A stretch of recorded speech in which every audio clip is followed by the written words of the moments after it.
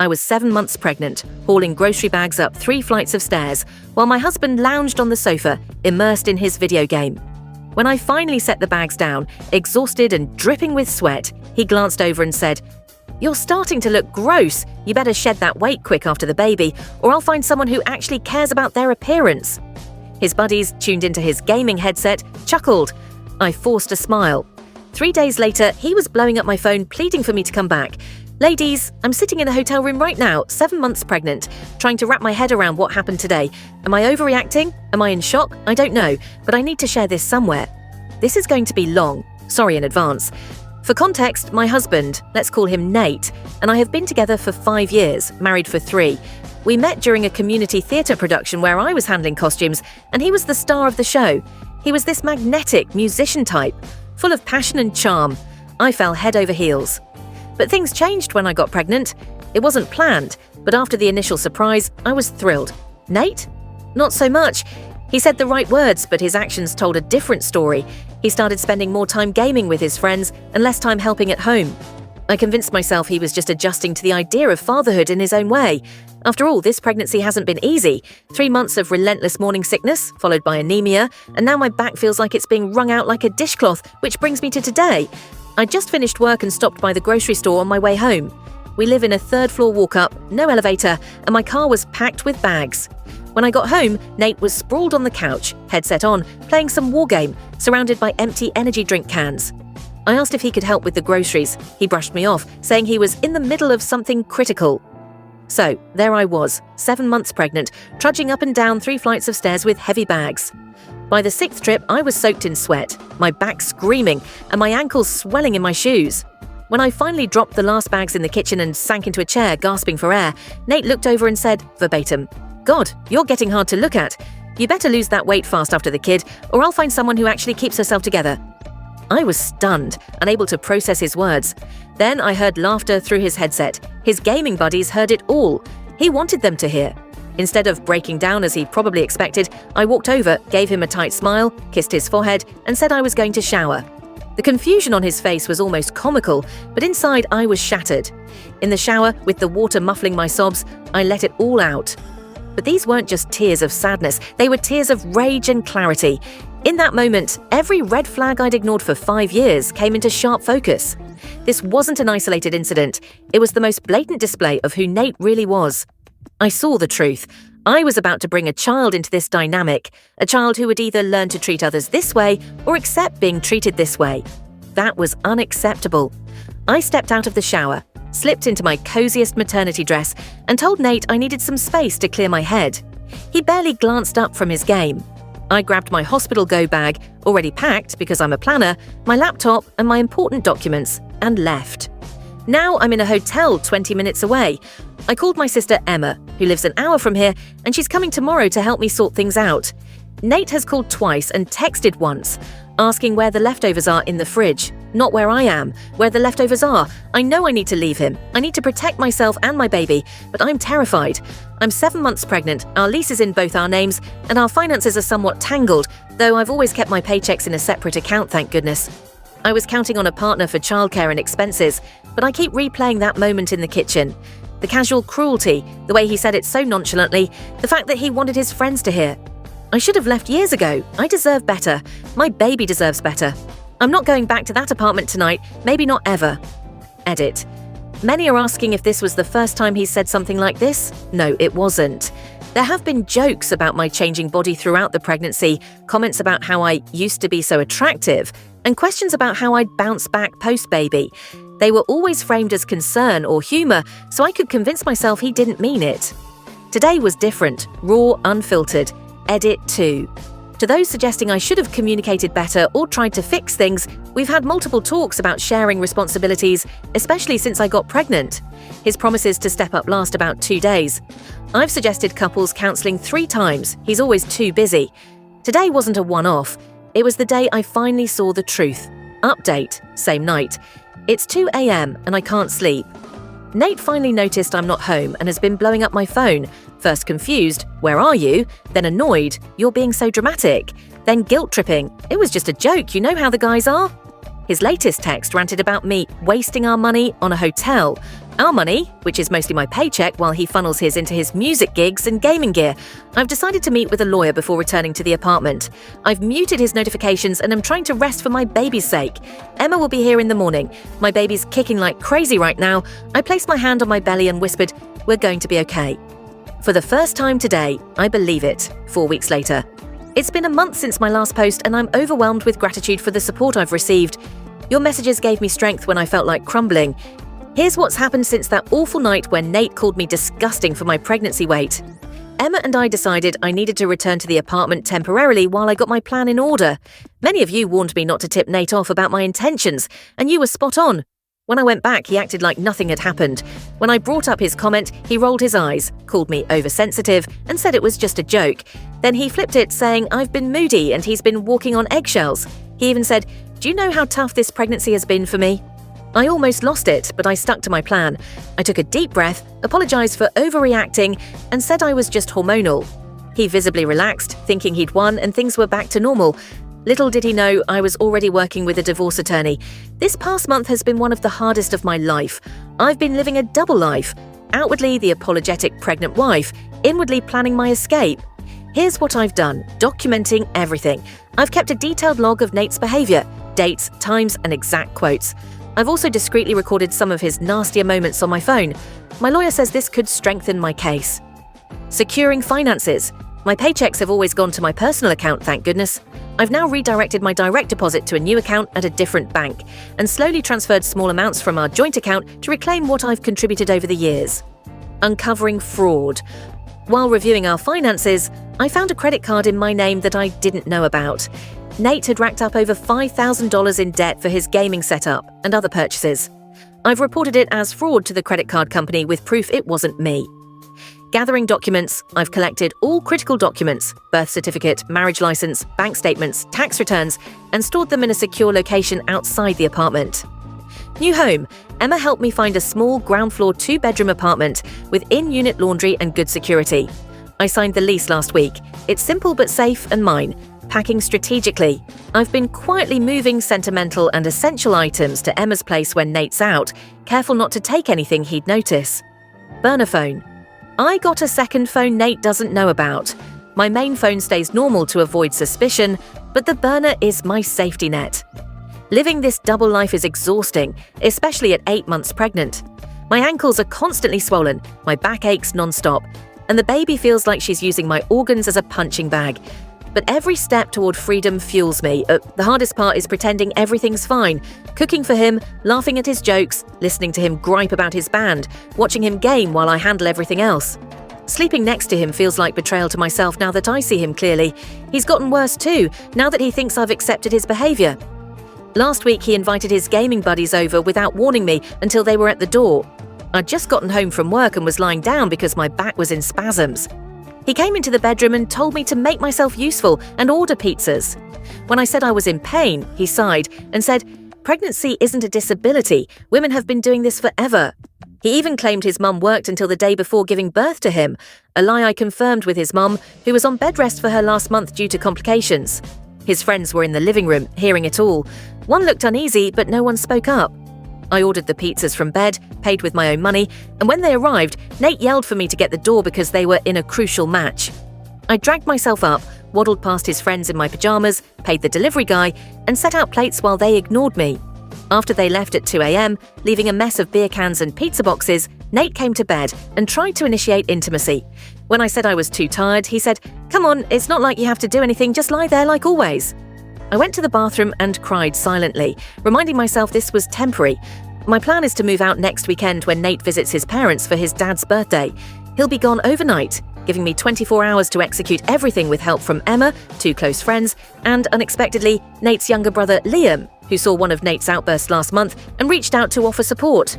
My lawyer has the divorce papers ready. I'll freeze our joint account, take what's mine, leave the papers with a note explaining why I'm leaving, and be gone before he returns. I'm terrified. I wake up at night, heart pounding, wondering if I can do this. But then I feel my daughter kick, and I know I have to. I won't raise her in a home where her mother is disrespected daily. I won't let her think this is what love looks like. In a strange way, I'm grateful for that grocery incident. It was the wake-up call I needed to stop excusing his behavior. My doctor says my blood pressure is high, likely from stress, so I need to take it easy this last month.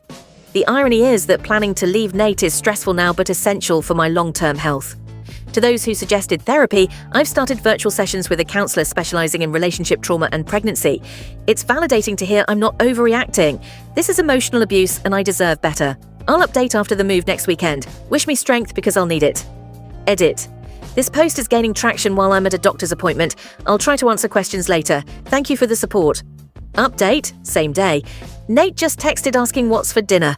I'm at a prenatal appointment for our baby, which he skipped for crucial band practice, aka drinking in his friend's garage. Yet I'm still expected to cook. I'm picking my battles to avoid suspicion, so I'll grab takeout on the way home. 4 more days until he leaves for his parents. 4 more days of pretending. I've got this. The doctor says the baby is measuring perfectly with a strong heartbeat. Nate didn't ask. She's already doing flips in there, like she knows we're headed for a better life. Yesterday, while Nate was gaming, I secretly ordered a beautiful crib for my new place, set to be delivered to Emma's next week.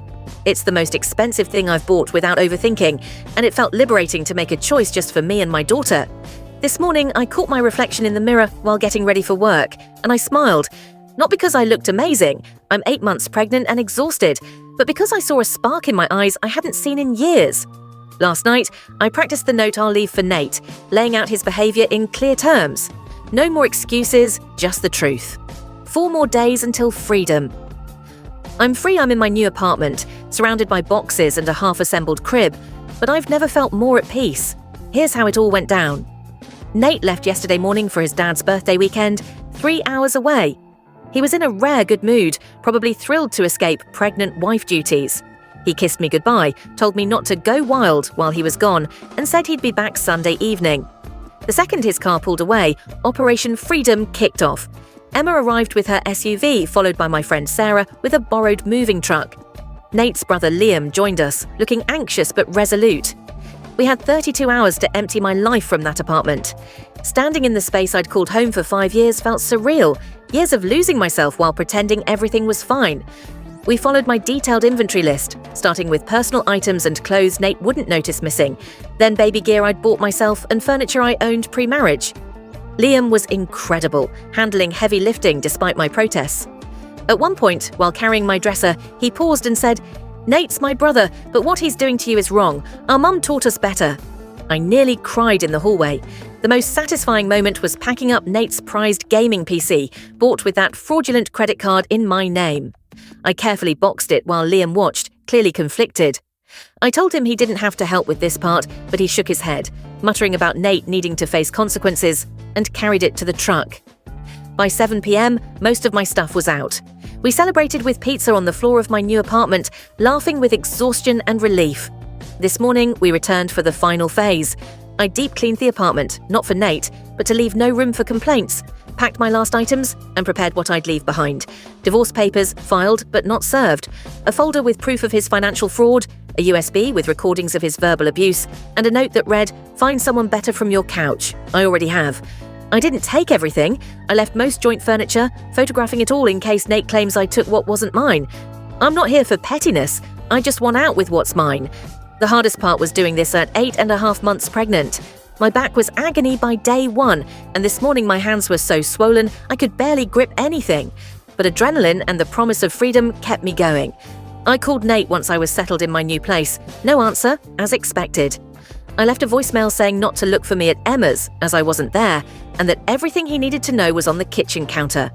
I sent a text with the same message, blocked his number, and emailed his parents about our separation and why, to prevent him from spinning lies.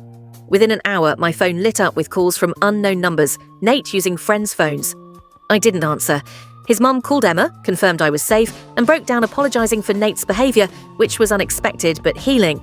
Liam says Nate came home early after my message and lost it when he saw the empty apartment and papers.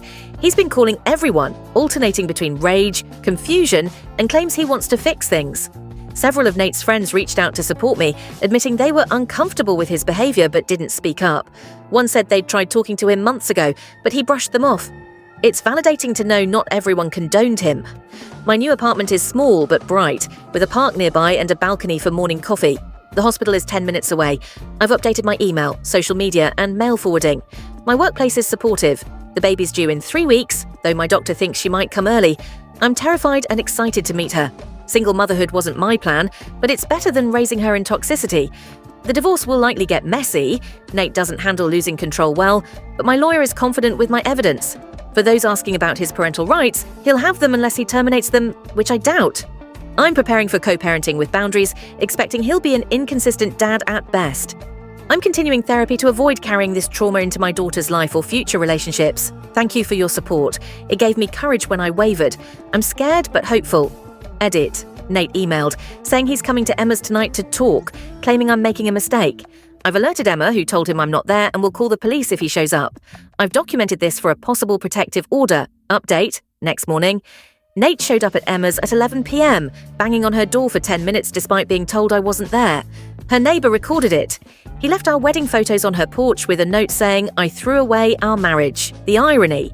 His latest email was a sudden apology, promising therapy and to be a better dad. It's manipulation. He focused on his feelings, not my pain or our child's well-being. I didn't respond, per my lawyer's advice. I'm setting up the nursery with Emma today and resting. My baby's extra active, like she knows we're safe. TikTok keeps showing me signs he loves you videos, and I laugh. I spent 5 years mistaking control for care. Never again. 10 months later. It's been 10 months since my first post, and my life has transformed. Most importantly, my daughter, Ava, is 6 months old, healthy, and the joy of my existence. She has my eyes, Nate's nose, unfortunately, and a personality all her own. She started sitting up last week and loves a stuffed giraffe Emma gave her. Her favourite thing is when I sing and dance around the kitchen. She giggles like it's the funniest thing ever. Ava's birth was intense. I went into labour 3 weeks early, 5 days after moving into my apartment. Emma was my rock during 19 hours of labour, including 3 hours of pushing. Ava arrived at 6:22 a.m., screaming her lungs out. Holding her for the first time made every hard choice worth it. I didn't tell Nate I was in labour, per my lawyer's advice, given his erratic behaviour. I informed him the next day via email with a formal photo of Ava and her birth details. He responded with anger about not being called, demands to see her, and accusations that I was using her against him. My lawyer handled it, setting up a formal visitation schedule. Here's a petty but glorious moment I haven't shared. Remember Nate's comment about my pregnancy weight? At 3 months postpartum, feeling like myself again, I used some of the marital assets we won in the divorce. Nate had hidden money in a secret account to take Ava and Emma to a Florida beach resort for 5 days. On day 3, I was by the pool, Ava napping under an umbrella. I wore my first post-pregnancy bikini, embracing my stretch marks and C-section scar. I felt proud of my body's strength. Emma snapped a photo of me looking out at the ocean, happy and confident. I sent it to Nate with the caption, "Slimming down just fine, don't worry." Then I blocked him again. According to Liam, Nate was furious. That moment, reclaiming my body, confidence, and some of his money was pure freedom. The divorce was as tough as I expected. Nate fought everything: custody, assets, even my car, which I owned pre-marriage. His tone shifted when my lawyer presented evidence of his fraud and abuse. We settled 3 months ago. I have primary custody of Ava, Nate gets supervised visits every other weekend for 4 hours, and he pays child support based on his higher-than-claimed income. He's responsible for the fraudulent debt. It's not perfect, but it's livable. Nate has seen Ava twice, once at 8 weeks, where he was late and spent the time whining about supervision, and once at 4 months, leaving early because she was fussy. He's cancelled 3 visits since, with weak excuses. I'm hurt for Ava, but relieved for now. I've documented everything. Physically, I'm healed, though my body's different, stretch marks, a scar, 15 pounds heavier. I'm at peace with it. Financially, I'm stable, budgeting better without funding Nate's hobbies. I've started a savings account for Ava. Nate's telling everyone I had postpartum madness and stole his daughter and money, omitting his abuse and fraud. His social media paints him as a devoted dad, despite his no-shows. Typical.